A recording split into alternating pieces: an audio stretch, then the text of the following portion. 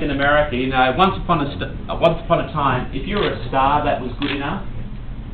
Then you had to become a super. Then you had to be a mega star if you were important.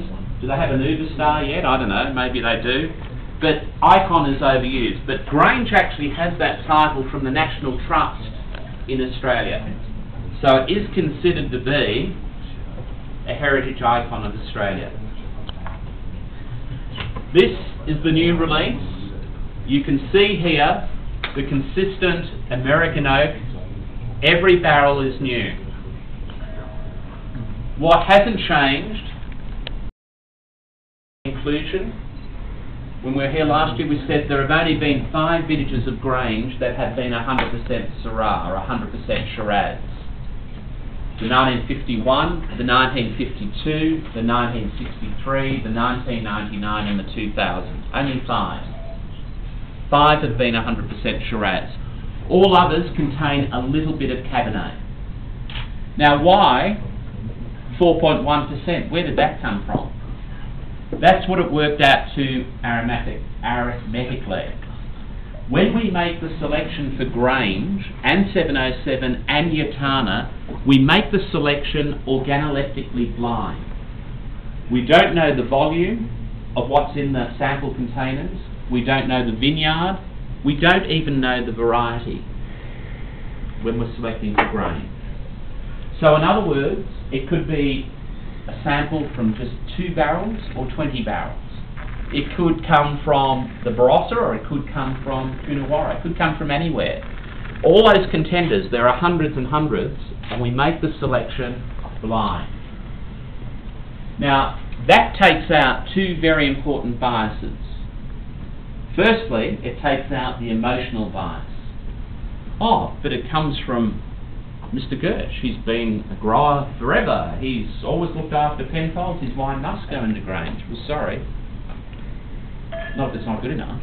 And you don't know it comes from Mr. Gersh or Mr. Galash or Mr. Chapman anyway. The emotion. I make some of the components at our McGill winery. My senior red winemaker, Steve Leanert, I go in the afternoons to the Barossa. He makes them over there. So he's been following his ferments. I've been following mine. Must go into Grange. Well, no, not necessarily. The financial biases. Wouldn't it be much more beneficial for us if all the Grange material came off our own vineyards? We would have access of $15,000 a tonne for growers' fruit. And. So those 2 biases, the emotional and the financial, are taken out of the equation. It's good enough, if it's not good enough, and after the selection is made, then we find out the volume, the vineyard, the variety. And that's why the volume of Grange varies year to year, and that's why the percentage of Cabernet varies year to year. The Cabernet that goes into Grange is Grange. Oh, it just happens to be Cabernet. Very different way of making wine. Now, it's not making wine by committee, it's not making wine by formula, it's actually making wine honestly. Just purely using one criterion, quality. And we make, like in 2000, we made less than 1/4 of the average volume in a difficult year. The accountants hate it. You can understand why. That's why I'm still at Penfolds. Any questions? 2005, a big ask after 2004. 2004 around the world, universally, wow, you know, Spectator in America, what, 98 points, Robert Parker's Wine Advocate, 99 points, Wine of the Year in Canada, 2004 was pretty well accoladed.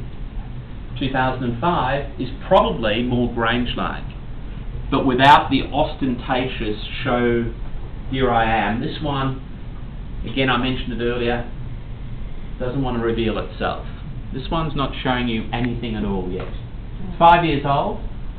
It's not saying, as I joked earlier, slapping you across the face and saying, come back when you're old enough, you can drink it now. But it's not revealing anything just yet.